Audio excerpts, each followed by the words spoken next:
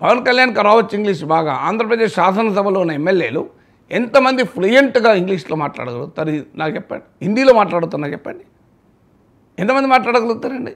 ఆంధ్రప్రదేశ్లో ఉన్న యూనివర్సిటీస్లో ఉన్న ప్రొఫెసర్స్ ఎంతమంది ఇంగ్లీష్లో హిందీలో ఫ్లూయెంట్గా మాట్లాడగలుగుతారు? మరి మన ఎడ్యుకేషన్ సిస్టమ్ ఇంగ్లీష్ నేర్పలేదు, తెలుగు సరిగా నేర్పలేదు కదా. అది సరిచేయండి, బహుభాషలు కాదు కదా. ఇష్యూ వల్ల హిందీ వ్యతిరేకత కాదు, అక్కడ హిందీని బలవంతంగా రుద్దడం పైన వ్యతిరేకత. ఇప్పుడు అమిత్ షా ఏమన్నాడు, భారతీయ ఆత్మ హిందీ అన్నాడు. ఆత్మ ఒకటే ఉంటుంది, ఆత్మలు 2-3 ఉండవు సోల్లో. సో మీకు బాడీలో సోల్ ఒకటే కదా. నా బాడీలో నా సోల్, నా ఆత్మ ఉంటుంది. నాగేశ్వర ఆత్మ, ఇంకోరు ఆత్మ, 4 ఆత్మలు నా దాంట్లో ఉండవు కదా. అంటే భారతీయ ఆత్మ హిందీ అంటే ఏంటి మీనింగు? భారతదేశంలో ఒక్క హిందీనే ఉండాలని కదా.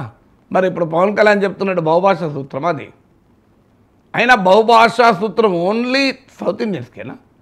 పవన్ కళ్యాణ్ నా రిక్వెస్ట్, యోగి ఆదిత్యనాథ్ మన